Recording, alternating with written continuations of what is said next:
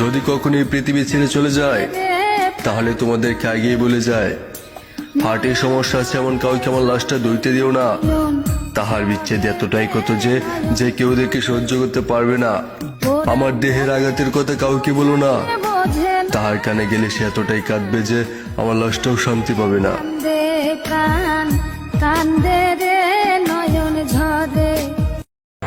আসসালামু আলাইকুম প্রিয় দর্শক, আশা করছি সকলে ভালো আছেন। আমরা জানি সাইদ ভাই পৃথিবীতে আর বেঁচে নেই। তিনি অসুস্থ ছিলেন, তার জন্য ৩৫ লক্ষ টাকা উঠানো হয়েছে। প্রবাসী দেশবাসী তাকে সহায়তা করেছে, চিকিৎসার জন্য তাকে দেওয়া হয়েছে। কিন্তু থটস অফ বিল্লাল, এই থটস অফ বিল্লালের কিছু বন্ধু আছে যারাও কিছু টাকা উঠেছে, তারা সেই টাকাটা জমা দেয়নি। সাইদ ভাইয়ের যে স্থানে তারা টাকা কালেকশন করেছে সেই স্থানে টাকাগুলো বুঝিয়ে দিয়েছে, কিন্তু অন্য অন্য জায়গায় যে টাকাগুলো কালেকশন করেছে বুঝে দেয়নি। আর সাইদ ভাই যেহেতু বেঁচে নেই, এখন সাইদ ভাইয়ের উদ্দেশ্যে কিন্তু টাকাগুলো উঠানো হয়েছে। সাইদ ভাইকে ৩৫ লক্ষ টাকা বুঝে দিয়েছে, আর বাকি টাকাগুলো বুঝে দেয় নাই। এই বাকি টাকাগুলো সাইদ ভাইকে বুঝে দেওয়া উচিত। তার পরিবার আছে, তার ফ্যামিলি আছে, তার সন্তান আছে, তার স্ত্রী আছে। তারা সেই টাকা দিয়ে তাদের যে সমস্যাগুলো আছে সমাধান করবে, তাদের কর্মসংস্থান করবে, তাদের ছেলে মেয়ে লেখাপড়া করবে, এটাই করা উচিত। সেটা না করে কি করা হয়েছে, যারা টাকাগুলো উঠিয়েছিল তারা কী করছে, মসজিদ মাদ্রাসায় দান করতেছে। তাহলে মসজিদ মাদ্রাসার টাকা যদি প্রয়োজন হয়, তারা নতুন করে টাকা উঠাবে মসজিদ মাদ্রাসার জন্য, সে টাকাগুলো মসজিদ মাদ্রাসা দান করবে।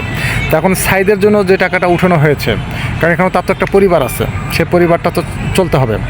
সাইদের এই সাইদ ভাইয়ের যে পরিবারের যে মেন কর্তা ইনকাম করতো সাইদ ভাই, তিনি যেহেতু বেঁচে নেই, আল্লাহ তাকে নিয়েছে, তার হায়াত যতদিন ছিল সে পর্যন্ত তিনি বেঁচে ছিলেন।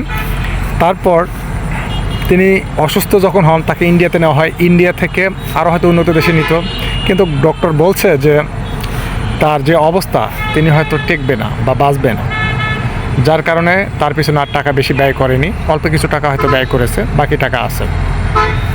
আর থটস অফ বিল্লাল বলেন, তার যে ফ্রেন্ড সার্কেল আছে বা তার যে শিষ্যরা আছে, তারা কিন্তু বেশ কিছু টাকা উঠিয়েছে, তাদের হাতে আছে। সেই টাকাগুলো তারা মসজিদ মাদ্রাসা দান করতে চাচ্ছে, আপনাদের মতামত চেয়েছে।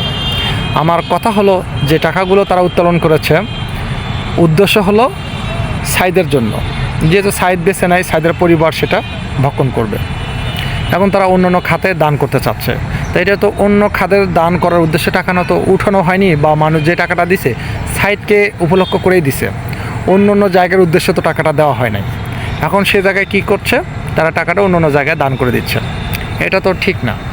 আর এটা যেহেতু উদ্দেশ্য সাইদের জন্য, তার পরিবার আছে, তার ফ্যামিলি আছে, হ্যাঁ, যেহেতু মেন কর্তা ছিল সাইদ, তিনি বেঁচে নেই, তার পরিবারকে তো বাঁচতে হবে, খাইতে হবে, চলতে হবে, তার কর্মসংস্থান করে দিলে ভালো হয়।